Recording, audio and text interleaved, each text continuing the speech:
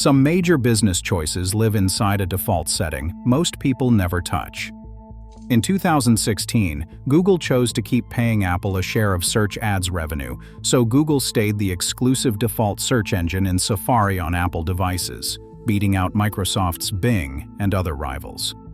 It solved a distribution problem and then brought long-term trade-offs that Judge Amit Mehta would later scrutinize in the landmark antitrust case.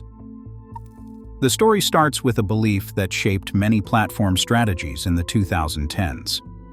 Defaults are the quiet layer of distribution, exploiting what behavioral economists call status quo bias. If a service begins as the preset option inside a major browser, it begins with scale. That belief grew stronger as mobile became central to daily life. Even when switching is possible, users typically do not change default settings because of loss aversion, and the tendency is stronger on mobile.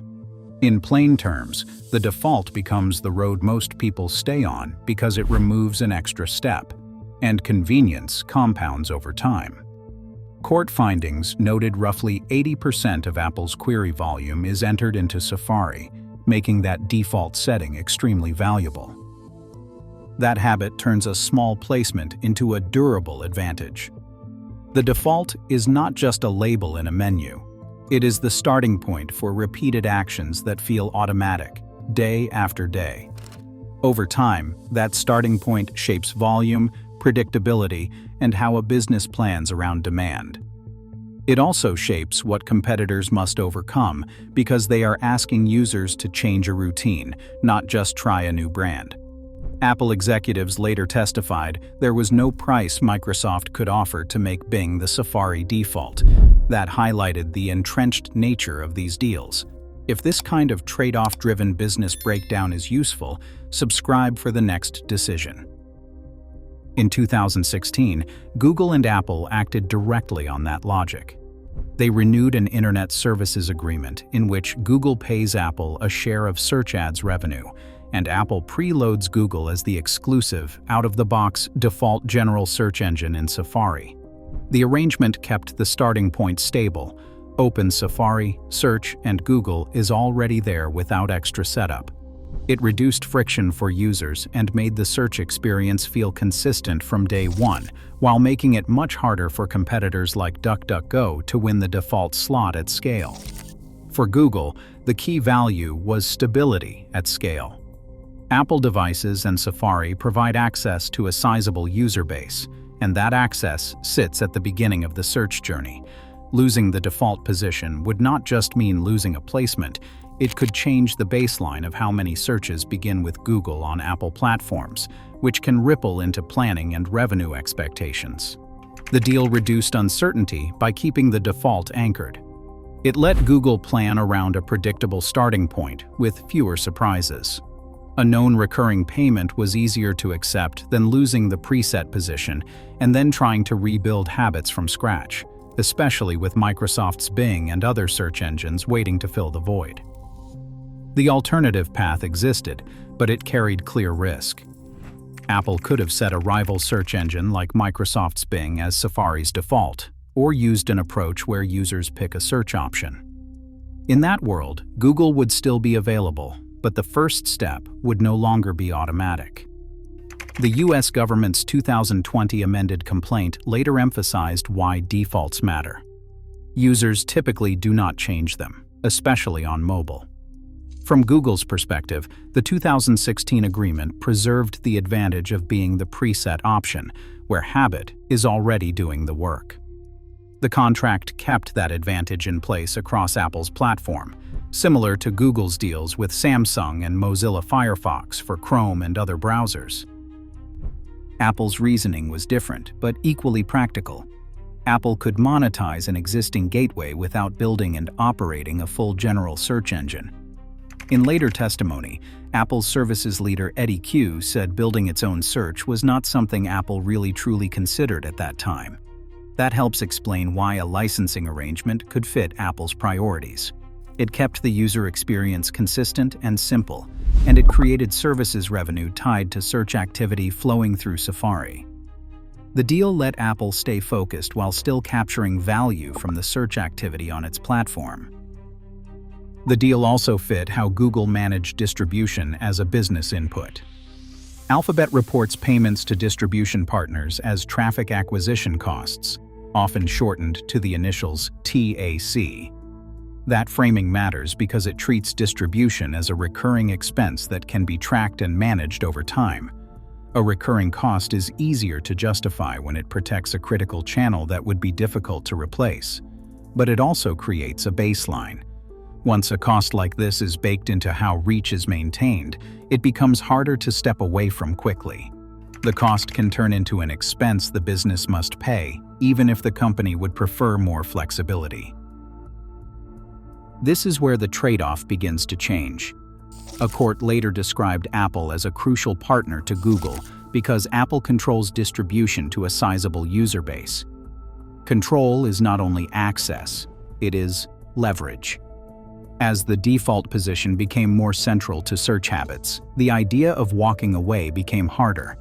When a single partner controls the starting point, the business becomes more exposed to renewal terms and to changes in the operating environment. A solution that starts as clean and efficient can narrow flexibility over time.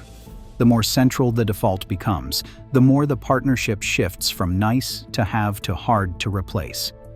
By 2021, the scale of this model was visible. A court noted Google paid $26.3 billion in revenue share under search distribution contracts in 2021, recorded as traffic acquisition costs, known as TAC, with Samsung and other partners beyond Apple receiving significant portions. That figure shows how large paying for distribution can become when it is tied to major gateways. It also shows how a strategy can shift from tactical to structural. When costs reach that level, they shape planning, expectations, and what the business feels it must protect. They raise the stakes of every renewal because the channel is no longer a side channel. The size of the payments also makes the strategy easier to notice from the outside because it signals how important the default has become. The agreement's timeline reinforced that dependence. The same court noted the parties extended the Internet Services Agreement in 2021 for a period that runs until 2026, with Apple able to extend further by 2 years. Long extensions like that are a sign of how integrated the arrangement became. For Google, it meant the default position on Apple devices was treated as worth securing far into the future. For Apple, it meant the licensing relationship was stable enough to plan around as part of services. In effect, both sides locked in a long runway, which is efficient when the environment is stable and stressful when it is not. The slow damage in this story is not a sudden shock. It is the compounding effect of turning distribution into a contract that must be defended. As defaults became a central way to preserve reach, they also drew more attention from regulators. In 2020, the United States government's amended complaint described Google's long-standing contracts with Apple that preset Google as Safari's default, and it emphasized that preset defaults matter because users typically do not change them, especially on mobile. In that framing, the same mechanism that makes the deal effective can also shape the competitive landscape. Regulators can interpret exclusivity and preset defaults as barriers that influence market outcomes, even if switching remains possible in theory. By 2024, scrutiny became more formal. A Congressional Research Service summary noted that Judge Amit Mehta held Google unlawfully monopolized relevant search markets through a series of exclusive contracts, including with browser developers. That shifted the environment around default deals. It increased the risk that remedies could change how search distribution can be bought and maintained. What once looked like a standard commercial partnership now carried a larger legal and operating risk, because remedies can target not only behavior, but also the structures that keep defaults in place. But the competitive landscape was already shifting in unexpected ways. Apple's Eddie Q testified in 2025 that Safari searches had declined for the first time as users moved to AI-based search alternatives like Perplexity AI. The rise of AI search tools represented a new type of disruption that traditional search engines and browser defaults might not capture.